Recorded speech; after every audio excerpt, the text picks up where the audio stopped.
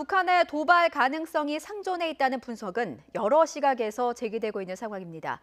북한이 ICBM의 재진입 기술 등을 완성하기 위한 기술적 측면에서라도 도발할 가능성을 배제해서는 안 된다는 분석도 나오고 있습니다. 김주한 기자입니다. 과거 북한의 도발은 국제 정세와 북한 내부 상황, 기술적 필요성 등 크게 세 가지 측면을 고려해서 이루어졌습니다. 먼저 국제 정세가 나름대로 자신들에게 유리한지 여부를 판단했습니다. 이런 측면에서 볼 때 미국의 대북 압박이 지속되고 있는 상황하에서 도발 가능성이 낮다는 분석이 없지 않습니다.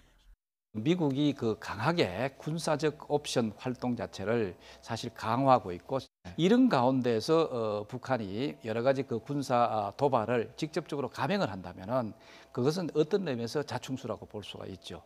그렇지만 북한의 기술적 필요성과 김정은의 지시를 무조건 이행해야만 하는 북한 내부 상황에 따라 불시에 도발할 가능성도 배제할 수 없는 상황입니다. 김정은이 늘 이야기한 것이 마무리 단계에 있다. 그리고 가능하면 올해 안에 이것을 종지부를 찍고 넘어가려는 그런 의사를 여러 경로로 이렇게 표현해 왔기 때문에 12월 달에 도발 가능성은 여전히 살아있다. 저는 그렇게 생각합니다.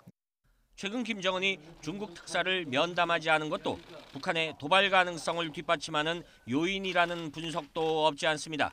북한은 시진핑 주석의 특사가 방북했을 때 대북 제재 완화를 요구했지만 이에 응하지 않자 김정은과의 면담을 거부했다는 것이 일본 언론의 보도였습니다. 그렇다면 김정은은 어째서 시진핑 특사를 만나주지 않았던 것일까? 시진핑 지도부에 대한 불만 표출이라는 분석과 함께 북한의 도발을 예고한 것이라는 분석이 우세합니다. 시진핑의 친서가 담고 있는 메시지가 북한의 도발 자제와 대화 복귀를 요청하는 것이라면 김정은으로서는 차라리 특사를 만나지 않는 것이 낫다고 판단했을 것이란 분석입니다.